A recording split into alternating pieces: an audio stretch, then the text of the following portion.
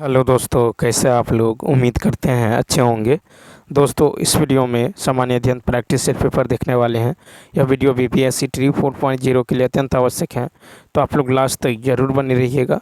इसमें total question 40 देखने जो कि 40 अंक का होगा। इसमें math, reasoning, GK, GS, current affairs सारे कुछ देखने को मिलेगा।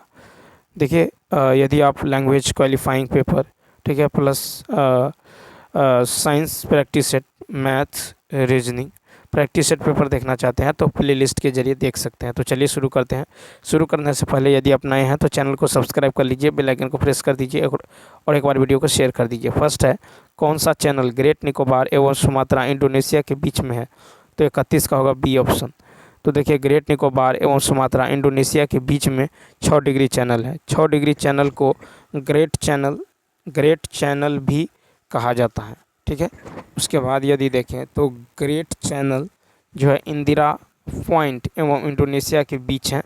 8 डिग्री चैनल मालदीव एवं निकोबार यानी 8 डिग्री चैनल जो है मालदीव एवं मिनिकॉय के बीच में है, ठीक है। 10 डिग्री चैनल जो है लिटिल अंडमान एवं जो है निकोबार के बीच में है। 9 डिग्री चैनल जो है ये मिनिकॉय एवं लक्षद्वीप के बीच में है। पाक जल संधि भारत एवं श्रीलंका के बीच में है। कोको जल संधि भारत के उत्तरी अंडमान एवं म्यांमार के जो है कोको द्वीप के बीच में है। नेक्स्ट 32 नंबर देखिए। 32 है कि माहे स्थान किस राज्य या केंद्र शासित प्रदेश के शासन के क्षेत्र के अंतर्गत आते हैं? E option. तो देखिए, माहे स्थान जो है केंद्र शासित प्रदेश पुदुचेरी के शासन के क्षेत्र के अंतर्गत आते हैं। माहे स्थान जो है केरल तट पर है। केंद्र शासित प्रदेश पुदुचेरी 4 भागों में बटा है। पुदुचेरी केंद्र शासित प्रदेश के 4 भाग यमन, पुदुचेरी, कराईकस एवं माहे हैं, ठीक है। यमन स्थान आंध्र प्रदेश तट पर स्थित है। पुदुचेरी एवं कराईकल तमिलनाडु तट पर स्थित है। माहे स्थान केरल तट पर स्थित है, ठीक है। फ्रांस की सरकार ने 1954 में भारत में अपने क्षेत्र को भारत सरकार को सौंप दिया था, ठीक है। नेक्स्ट क्वेश्चन है कि कौन पर्वत चोटी महान हिमालय में नहीं है? तो बी ऑप्शन। तो देखिए, गॉडविन ऑस्टिन चोटी महान हिमालय यानी बृहद हिमालय में नहीं है। गॉडविन ऑस्टिन यानी K2 जो है ये ट्रांस हिमालय के अंतर्गत है। गॉडविन ऑस्टिन चोटी यानी K2 जो है ये ट्रांस हिमालय के काराकोरम पर्वत श्रेणी में स्थित है, ठीक है। ट्रांस हिमालय बृहद हिमालय के उत्तर में स्थित है। ट्रांस हिमालय का अधिकांश भाग तिब्बत में होने के कारण इसे तिब्बतियन हिमालय का भी कहा जाता है। ट्रांस हिमालय का निर्माण हिमालय से पहले हो चुकी थी। ट्रांस हिमालय के अंतर्गत काराकोरम, लद्दाख, जास्कर, कैलाश आदि पर्वत श्रेणियाँ आती हैं, ठीक है। उसके बाद यदि देखें तो माउंट एवरेस्ट, कंचनजंगा, मकालू, धौलागिरा, नंगा पर्वत, अन्नपूर्णा, नंदा देवी, नामचा बरवा और केदारनाथ जो है चोटियाँ बृहद हिमालय के अंतर्गत आता है। ट्रांस हिमालय की पर्वत श्रेणी काराकोरम की चोटी गॉडविन ऑस्टिन K2 की ऊंचाई 8611 मीटर है, ठीक है। उसके बाद देखिए नेक्स्ट फिर है कि कावेरी नदी का उद्गम स्थल किस राज्य में है? 34 का ए कर्नाटक। कावेरी नदी का उद्गम स्थल कर्नाटक राज्य में स्थित है। कावेरी नदी का उद्गम स्थल कर्नाटक राज्य के जो कुर्ग जिला के ब्रह्मागिरी पहाड़ी से है। कावेरी नदी की द्रोणी तमिलनाडु, पुदुचेरी, केरल एवं कर्नाटक में है। कावेरी द्रोणी का सबसे अधिक विस्तार तमिलनाडु में है। कावेरी नदी का मुख्य जो है बहाव मार्ग कर्नाटक एवं तमिलनाडु राज्य से है, ठीक है। कावेरी नदी एक जो है सदा नीरा नदी है, ठीक है। हेमावती, लोकापावनी, ठीक है, हैरांगी, सिमसा और जो है अकारवती कावेरी नदी के बाएं तट की सहायक नदियां हैं। कावेरी नदी की लंबाई लगभग 800 किलोमीटर है। शिवसमुद्रम जलप्रपात कर्नाटक राज्य में कावेरी नदी पर स्थित है। 35 नंबर 35 है कि तिलैया परियोजना किस नदी पर है? ए ऑप्शन, बराकर नदी पर। तिलैया परियोजना बराकर नदी पर है। तिलैया परियोजना झारखंड राज्य में स्थित है। तिलैया परियोजना झारखंड राज्य के कोडरमा जिला में है। तिलैया परियोजना 21 फरवरी 1953 से कार्यशील है। तिलैया परियोजना दामोदर घाटी जो है कॉरपोरेशन की परियोजना है। फिर है कि बेलाडीला खान कहाँ स्थित है? छत्तीसगढ़ ए। तो देखिए बेलाडीला खान छत्तीसगढ़ राज्य में अवस्थित है। बेलाडीला खान छत्तीसगढ़ राज्य के दंतेवाड़ा जिला में स्थित है। बेलाडीला खान और अयस्क खनन के लिए प्रसिद्ध खान है। बेलाडीला खान हेमेटाइट और अयस्क के लिए प्रसिद्ध है। ठीक है, उसके बाद देखिए बेलाडीला खान निकाले गए लौह अयस्क से विशाखापत्तनम बंदरगाह से बाहर भेजा जाता है, मुख्य रूप से जापान एवं दक्षिण कोरिया को। नेक्स्ट, फिर है कि ओडिशा राज्य की सीमा निम्न में से किस राज्य से नहीं मिलती है? 37 का बी तेलंगाना। तो ओडिशा राज्य की सीमा तेलंगाना राज्य से नहीं मिलती है। ओडिशा राज्य की सीमा 4 जो है राज्यों पश्चिम बंगाल, झारखंड, छत्तीसगढ़ और एवं आंध्र प्रदेश से मिलती है। ठीक है, ओडिशा का पूर्वी सीमा बंगाल की खाड़ी के साथ एक तट रेखा है। 38 नंबर, कौन जो है नाभिकीय ऊर्जा केंद्र कर्नाटक में स्थित है? सी ऑप्शन केगा।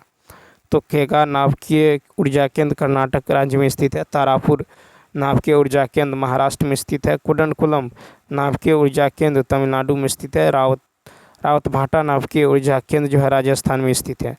ठीक है, नरोरा केंद्र जो है उत्तर प्रदेश में, काकरापार गुजरात में तथा कल्पक्कम तमिलनाडु में स्थित नाभिकीय ऊर्जा केंद्र है। नेक्स्ट, इंदौर शहर किस राष्ट्रीय राजमार्ग के निकट है? D option.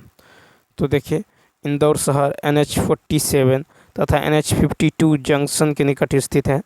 ठीक है, NH जो है 46 मध्य प्रदेश में ग्वालियर से बैतूल तक है। ठीक है, इसकी लंबाई जो है 634 किलोमीटर है। ठीक है, 634।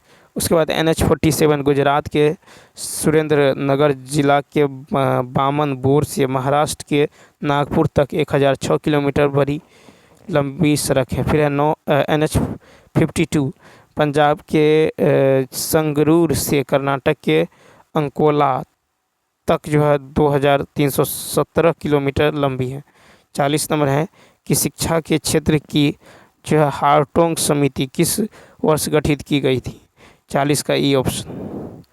ठीक है, 40 का होगा ई ऑप्शन। शिक्षा के क्षेत्र में हार्टोंग समिति का गठन उपरोक्त में से किसी वर्ष नहीं की गई। 1929 में जो फिलिप हार्टोंग की अध्यक्षता में भारत में शिक्षा के विकास पर रिपोर्ट देने के लिए एक समिति गठित की गई। ठीक है, 1944 में शिक्षा पर जो है सार्जेंट योजना लाया गया था। आधुनिक शिक्षा का भारत में जनक चार्ल्स ग्रांट को माना जाता है। भारत में अंग्रेजी शिक्षा का जनक लॉर्ड मैकाले को माना जाता है। नेक्स्ट क्वेश्चन है कि द्वितीय अंगल अफगान युद्ध का काल कौन सा है? ए ऑप्शन 1878 से 1880। तो द्वितीय अंगल अफगान युद्ध का काल 1878 से 1880 है। 1876 में लॉर्ड लिटन भारत का वायसराय बना। ठीक है, उसके बाद देखिए कि लिटन के आक्रमण के फलस्वरूप अफगानिस्तान का तत्कालीन जो है अमीर शेर अली भाग जो है बन गया और रूसी तुर्किस्तान में शरण लिया। ठीक है, उसके बाद देखिए लिटन की जगह रिपन भारत का वायसराय बना। ठीक है, उसके बाद है कि रिपन के समय अफगानिस्तान का नया अमीर जो है शेर अली का भतीजा अब्दुर्रहमान बना था। ठीक है, उसके बाद देखिए प्रथम अंगल अफगान युद्ध 1839 से 1842 का शुरुआत लॉर्ड ऑकलैंड के काल में हुआ था। ठीक है, और द्वितीय अंगल अफगान युद्ध 1878 से 1880 ईस्वी में द ग्रेट गेम का हिस्सा था। तृतीय अंगल अफगान युद्ध 1919 में हुआ था। नेक्स्ट, फिर है कि चेचू जनजाति विद्रोह दक्षिण भारत के किस क्षेत्र का जनजातीय विद्रोह था? 42 का सी ऑप्शन आंध्र प्रदेश। तो चेचू जनजातीय विद्रोह आंध्र प्रदेश का जो है जनजातीय विद्रोह था। चेचू जनजातीय विद्रोह 1921 से 22 में आंध्र प्रदेश के जो है नलमल पहाड़ी क्षेत्र में हुआ। ठीक है, उसके बाद देखिए कि चेचू जनजातीय विद्रोह का नेता जो है हनुबंधु थे। ठीक है, उसके बाद देखिए क्वेश्चन नंबर नेक्स्ट, निम्नलिखित में से किसने 1857 ईस्वी के विद्रोह को राष्ट्रीय विद्रोह कहा है? 43 का होगा ए ऑप्शन बेंजामिन डिज़रेली। तो बेंजामिन डिज़रेली ने 1857 के विद्रोह को राष्ट्रीय विद्रोह कहा है। बेंजामिन डिज़रेली विद्रोह के काल में इंग्लैंड में कंजर्वेटिव पार्टी का प्रमुख नेता था।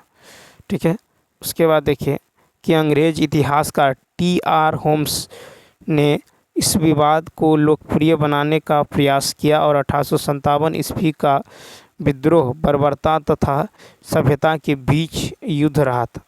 ठीक है, विचार है। फिर देखिए जॉन लॉरेंस तथा सिले के अनुसार 1857 का इस विद्रोह केवल सैनिक विद्रोह था। नेक्स्ट क्वेश्चन,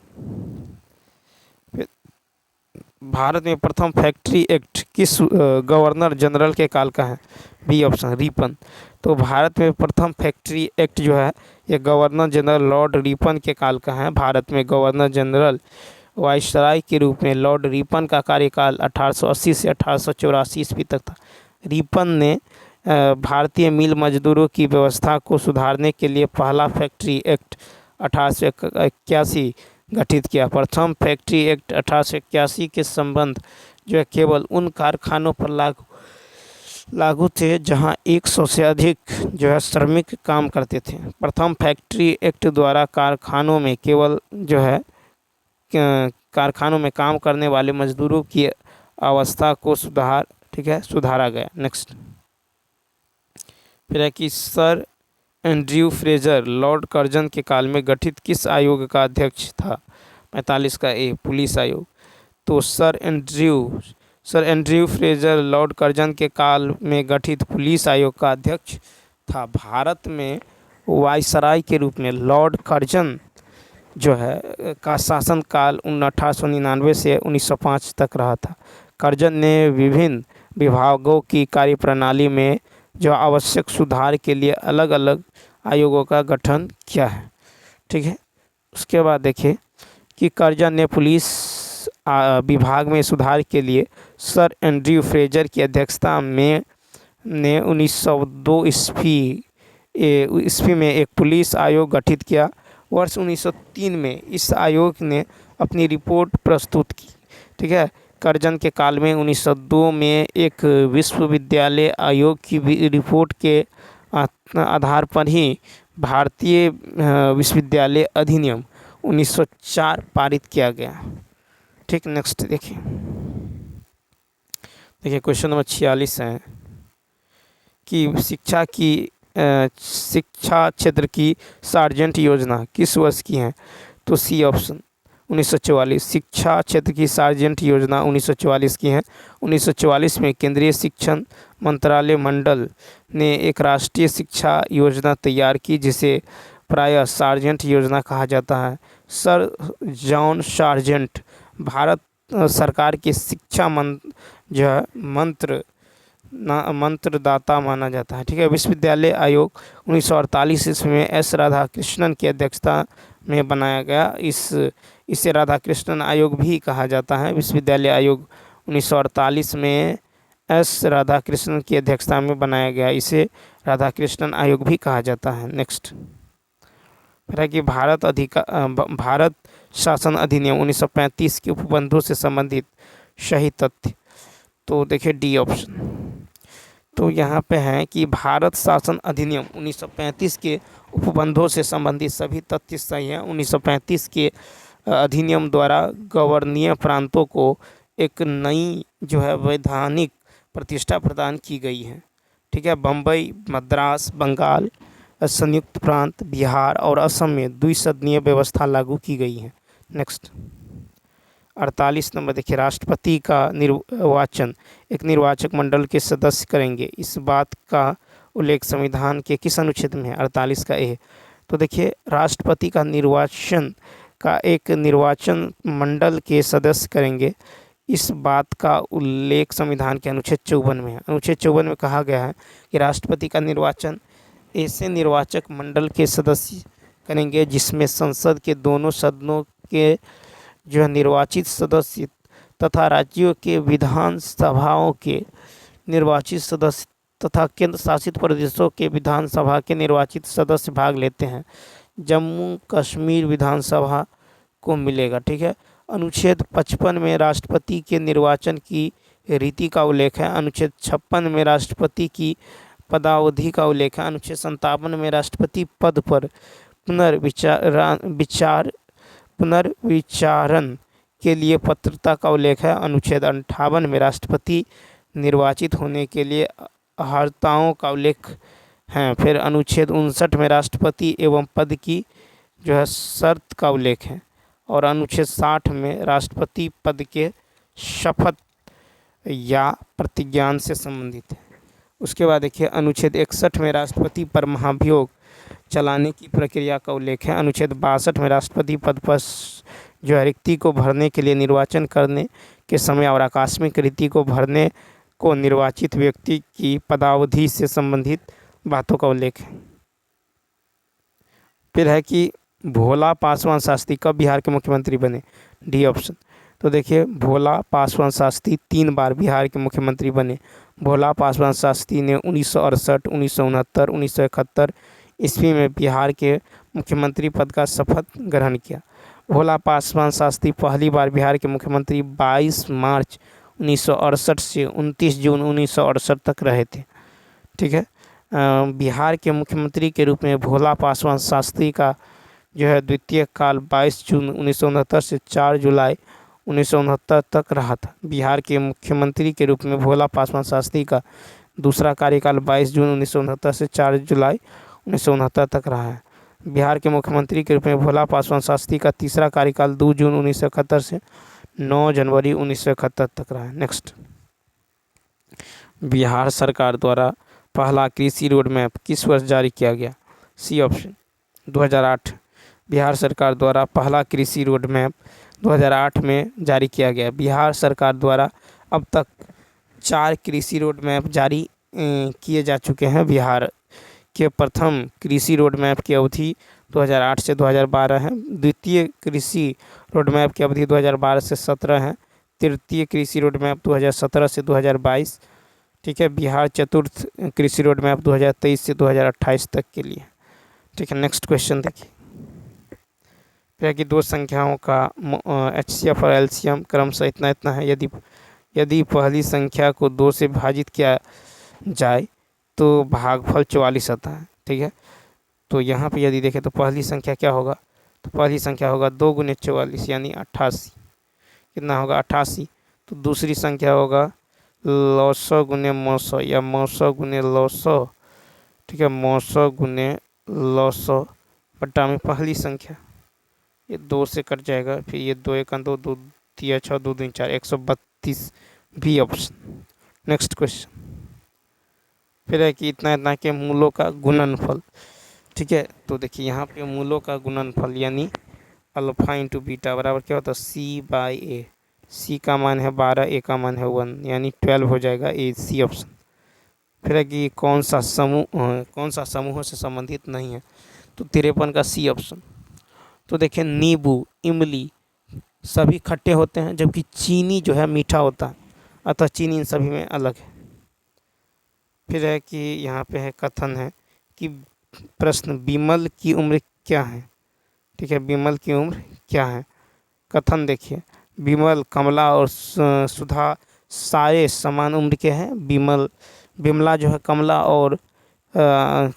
और अमला की कुल उम्र जो है 32 वर्ष है और अमला की उम्र विमला और कमला दोनों की उम्र के बराबर है। तो यहाँ पे देखें 54 का ए ऑप्शन। 54 का ए ऑप्शन होगा कि यानी केवल जो है आंकड़ा 2 पर्याप्त है। ठीक है, केवल जो है 2 पर्याप्त है। नेक्स्ट क्वेश्चन की यदि बात करें तो 55 है, ए और बी की आयु का अनुपात दे दिया गया है। ठीक, 5 वर्ष के बाद उनकी आयु का अनुपात इतना है। इन दोनों में अंतर देखिए, 5 से 3 और 10 से 7, ये 5 वर्ष बाद है। ठीक है, तो 10 और 5 में 5 का अंतर, 3 और 7 में 4 का अंतर समान करने के लिए 5 और 3 में 2 का अंतर है, इसको 2 से गुना कीजिए तो 10 दूनी 20, 7 दूनी कितना होगा 14। इन दोनों में 3 का अंतर है तो 5 तिया 15, 3 तिया 9। अब देखिए इन दोनों में और इन दोनों में कितना का अंतर है? 5 का, 20 15 9 14। तो यहाँ पे 5 का है 14 और 9 में, तो 5 यूनिट जो है 5 के बराबर है, 1 यूनिट 1 के बराबर है। तो कहता है कि वर्तमान आयु में अंतर, तो 15 में से 9 गया 6, तो 6 यूनिट का मान कितना होगा, तो 6 गुने 1 यानी 6 होगा, सी ऑप्शन। नेक्स्ट फिर है, एक दुकानदार जो है सामान बेचते हैं और ख़रीदते हैं 10% जो है सीमा तक बेईमानी करता है, अंततः जब वह पकड़ा गया, दंडित किया गया, ताकि ठीक है दंडित किया गया, तब वह कितने प्रतिशत लाभ कमा रहा था। तो 56 का देखिए 10 प्लस 10 गुने 10/100, 2 जीरो से 2 जीरो कट जाएगा, 20 से 21%, ठीक है, यानी ए ऑप्शन। तो यहाँ पे हो जाएगा आपको 10%, यानी एक दुकानदार सामान बेचते हैं और ख़रीदते समय 10% की सीमा, ठीक है 10% की सीमा तक बेईमानी करता है। नेक्स्ट 57, रहीम ने एक निश्चित धनराशि को 3 वर्ष के लिए 5% साधारण ब्याज की दर पर, उसके दोस्त हीरा लाल ने उतनी ही धनराशि 2 वर्षों के लिए 7% वार्षिक दर से रहीम को जो है हीरा लाल से इतना अधिक ब्याज, तो 5 दिया कितना होगा 15%, फिर 3 सत्ते कितना होगा, तो यहाँ धनराशि 2 वर्ष के लिए है, तो 7 दूनी कितना होगा 14, इन दोनों में अंतर देखिए कितना 1%, 1% का मान 30 है, तो 100% का मान कितना होगा, ये हो जाएगा आपको 30 यानी 3000, बी ऑप्शन, ठीक है, तो यहाँ पे बी ऑप्शन हो जाएगा। नेक्स्ट क्वेश्चन देखिए 58, एक कार्य का इतना भाग 8 दिन में कर सकता है, ठीक है, तो ए जो करता है ये 66 सही 2/3 भाग 8 दिन में करता है, यानी इसका मतलब है 2/3 जो है भाग ये 8 दिन में करता है, ठीक, तो एक भाग कितने दिन में करेगा, ये करेगा आपको 2 चौका 8 4 12 दिन में, एक भाग करेगा 12 दिन में, ठीक। अब यहाँ पे देखिए ए और बी, तो यहाँ पे यदि हम देखें ए और बी की यदि बात करें क्षमता, देखिए दोनों जो है, और ए जो है बी जो है ए से 40% कम कुशल है, बी यदि ए जो 100 है तो बी कितना है 60 है, 40% कम कर रहा है, 0 से 0, 2 पंचे 10, 2 तिया 6, 5 और 3 निकल गया, ठीक। अब कुल कार्य निकाल लीजिए, कुल कार्य निकाल लेते हैं, तो ए का काम कितना था, ए जो है 12 दिन में कर रहा था, तो ए का जो है एफिशिएंसी 5 है, तो कुल कार्य होगा 5 गुने 12, ठीक, 5 गुने 12। अब कह रहा है कि सी शेष कार्य को, सी शेष कार्य, तो 12 पंचे 60 काम हो गया, ठीक है, तो यहाँ पे जो है टोटल काम कितना हो गया 60 काम हो गया।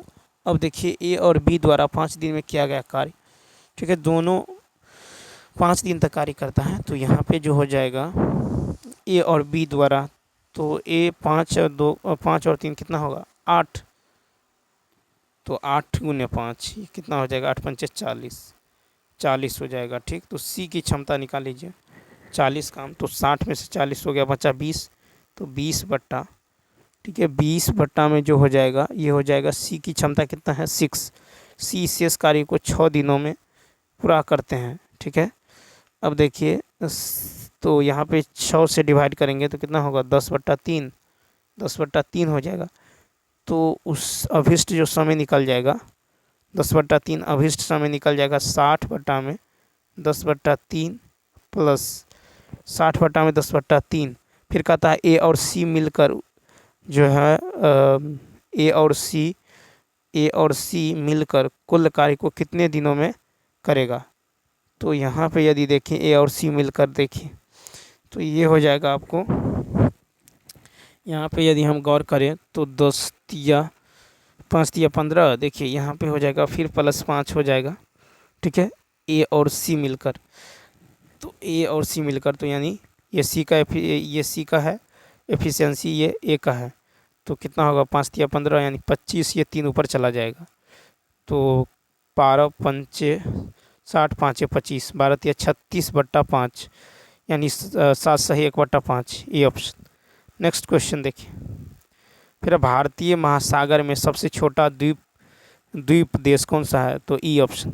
तो देखिए यह भारत में मिनिकॉय द्वीप तो देखिए भारतीय महासागर में सबसे छोटा द्वीप देश मालदीव है, यह भारत के मिनिकॉय द्वीप से 8 डिग्री चैनल के द्वारा अलग होता है, और मालदीव की राजधानी जो है माले है, ठीक है, यह जो है जनसंख्या यह जनसंख्या एवं भू क्षेत्र की दृष्टि से एशिया का सबसे छोटा देश है। मालदीव को 1965 में ब्रिटेन से आज़ादी मिला और जो है 1968 में जो है गणतंत्र घोषित किया गया। 1988 ईस्वी में मालदीव सेना का विदेशी भारतीय सैन्य कार्रवाई ऑपरेशन कैक्टस था। नेक्स्ट 60 है कि कौन सा अम्ल जो है लाल चींटियों में उपस्थित है। 60 का ई ऑप्शन। तो देखिए फॉर्मिक अम्ल जो है लाल चींटियों में उपस्थित है। फॉर्मिक अम्ल का यूपीएससी नाम मेथेनोइक अम्ल है। नेटल का डंक में मेथेनोइक अम्ल पाया जाता है। सेब में मैलिक अम्ल पाया जाता है। कपड़े से जंग के धब्बे हटाने के लिए ऑक्जेलिक अम्ल जो है प्रयुक्त किया जाता है। सोडा वाटर एवं अन्य पेय पदार्थों में कार्बोनिक अम्ल पाया जाता है। 61 यदि डोबनेरर के त्रिक का पहला और तीसरा जो है सदस्य फास्फोरस और एंटीमनी है तो इस त्रिक का दूसरा सदस्य कौन सा होगा। A option arsenic. यदि डोबनेरर के त्रिक का पहला और तीसरा सदस्य फास्फोरस एवं एंटीमनी है तो इसका त्रिक दूसरा सदस्य आर्सेनिक होगा। ठीक है।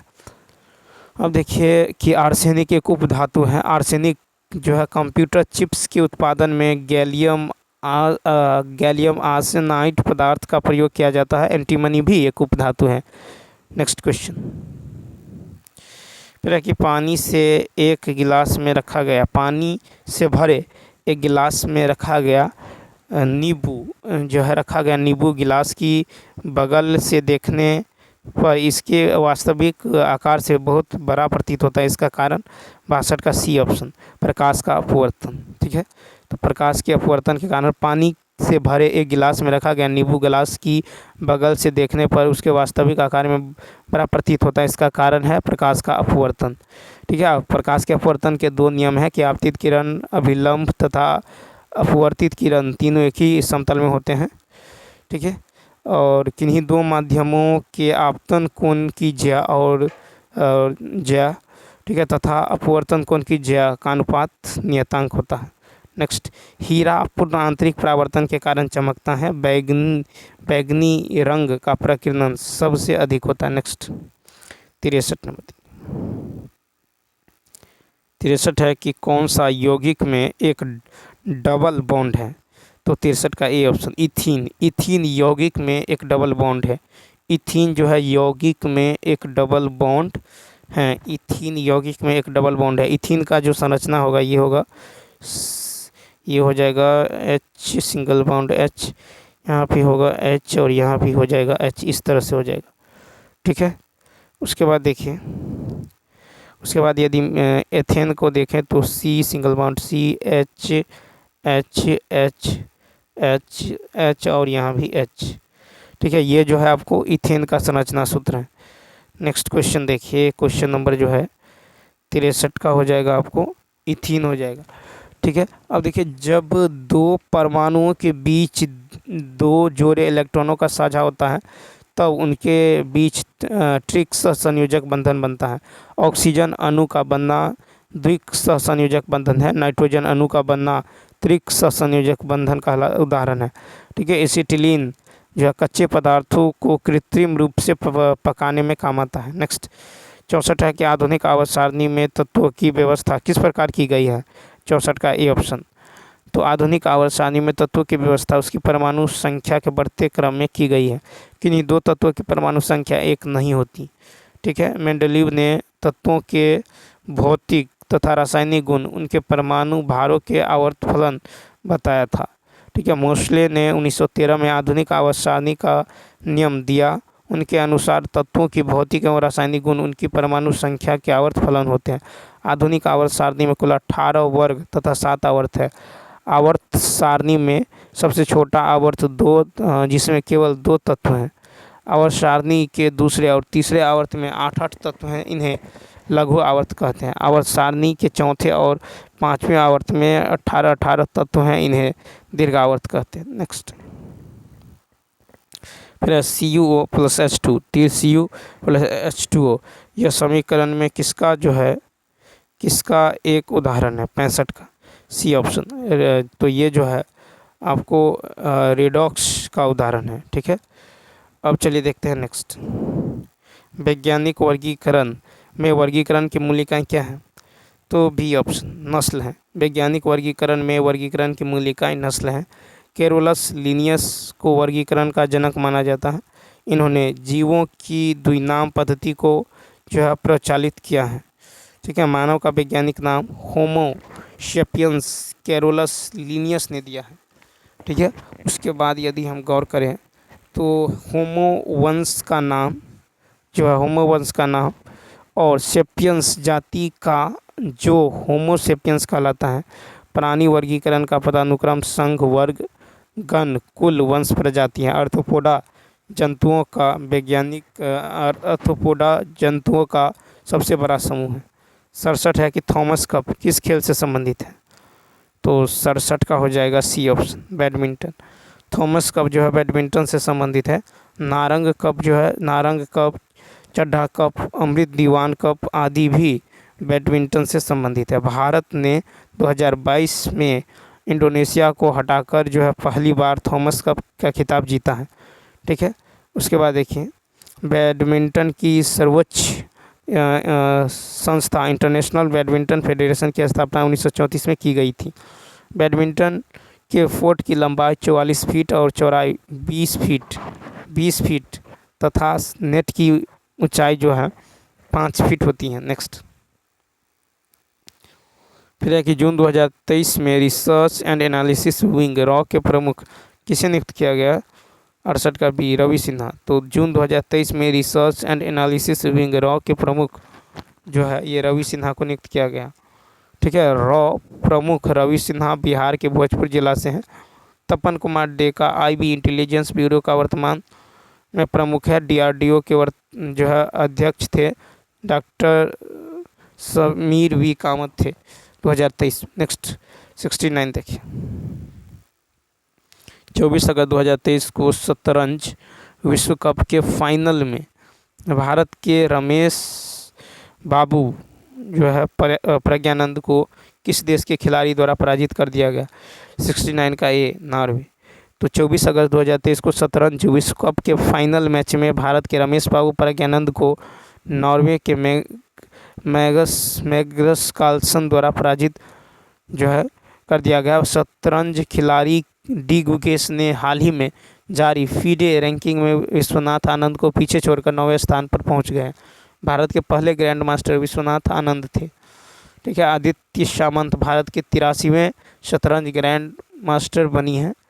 ठीक है, उसके बाद देखिए कि वुपला प्रणीत भारत के 82वें ग्रैंड मास्टर है और जबकि 81वां ग्रैंड मास्टर जो है ये साइतन दास थे। शतरंज में सबसे कम उम्र की ग्रैंड मास्टर एवं पहली भारतीय महिला कोनेरू हम्पी है। ठीक है, उसके बाद देखिए 70 नंबर है किस भारतीय ने 2023 में रेमन मैग्सेसे पुरस्कार जीता है? A option Ravi. तो देखिए असम के आर रवि कन्नन को वर्ष 2023 के लिए रेमन मैग्सेसे पुरस्कार के 4 विजेताओं में से एक नामित किया गया है। आर रवि कन्नन को यह पुरस्कार ज्ञान केंद्रित गरीबों के कल्याण हेतु कार्यक्रमों के माध्यम से असम ये कैंसर के उपचार में क्रांति लाने हेतु प्रदान किया गया है। तो चलिए दोस्तों, इस वीडियो में इतना ही। यदि यह वीडियो अच्छा लगा हो तो लाइक, शेयर और सब्सक्राइब करना न भूलें।